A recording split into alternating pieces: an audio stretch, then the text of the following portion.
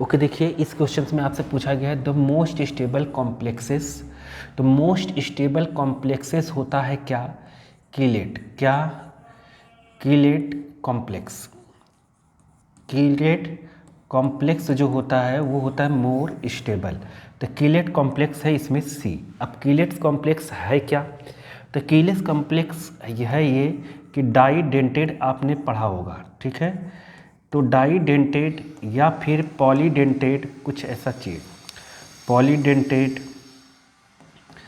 तो ये इसके जितने भी डाइडेंटेड पॉलीडेंटेड में होता क्या है कि एक से ज़्यादा एटम्स ऐसा होता है, मतलब सेम टाइप का एटम, एक से ज़्यादा सेम टाइप का एटम डोनर होता है, ठीक है। एक से ज़्यादा सेम टाइप का एटम डोनर होता है। तो यहाँ ई एन जो है, ई एन क्या है? ई एन है अपना इथेन। क्या? इथेन 1,2 डाई अमाइन, ठीक है ना। Ethane 1,2 di amine. तो इथेन 1,2 डाई अमाइन एन है अपना। इसका जो फार्मूला है वो है H2N CH2 CH2 NH2, ठीक है।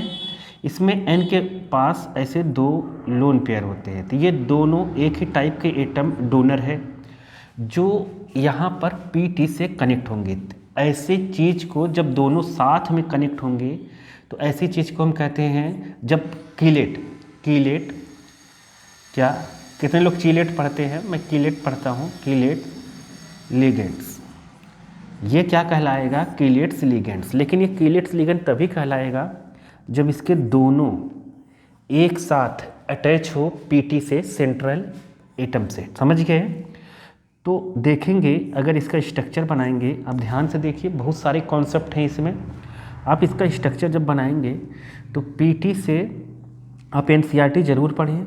EN ऐसे कनेक्ट है, EN ऐसे भी EN कनेक्ट हो सकता है। मतलब EN का मतलब एक यहाँ पे दो ऐसे बॉन्ड क्यों लगे? क्योंकि एक N का ये है और दूसरे N का ये वाला है, ऐसे ही इसमें। तो एक Cl इधर होगा, एक Cl इधर होगा, ठीक है। तो इसको हम कहते हैं क्या? ट्रांस। क्या कहते हैं? ट्रांस, समझ गए।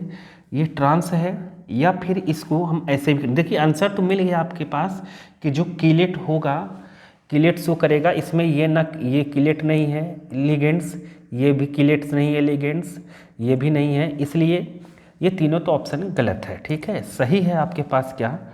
ये सी वाला। लेकिन मैं उसके आगे आपको बताता हूँ कि ये ज्योमेट्रिकल आइसोमेरिज्म भी शो करता है। कौन सा? ज्योमेट्रिकल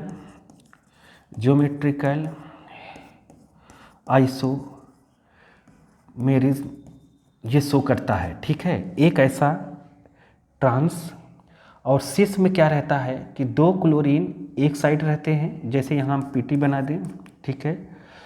और ये EN दोनों एक साथ रहते हैं, ठीक है। EN ऐसे ऐसे EN, समझ गए। और Cl एक साथ रहते हैं, तो ये हो जाता है अपना सिस। ये ज्योमेट्रिकल आइसोमेरिज्म में ये शो करता है, ठीक है। सिस बनेगा, ट्रांस बनेगा। अब ज्योमेट्रिकल आइसोमेरिज्म में ये वाला जो है, ये सिस जो है इसका, वो शो करता है ऑप्टिकल आइसोमेरिज्म। क्या? Optical isomerism. ऑप्टिकल आइसोमेरिज्म अब क्या है?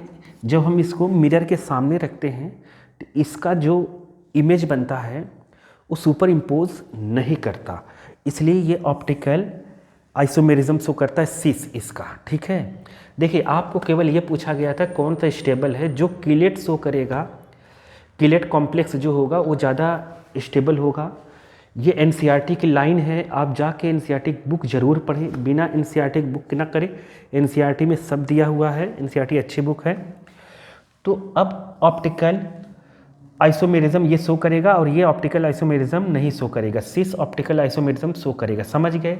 ये डाइडेंटेड था, दोनों EN एक साथ यहाँ से कनेक्ट है। अगर आपको पूछ दिया, ठीक है, ये तो आइसोमेरिज्म हो गया इसका, इसमें दो टाइप के आइसोमेरिज्म होंगे, एक ज्योमेट्रिकल एक ऑप्टिकल, लेकिन ऑप्टिकल किस में होगा, केवल सिस में। ओके, ज्योमेट्रिकल के सिस वाला ऑप्टिकल आइसोमेरिज्म शो करेगा।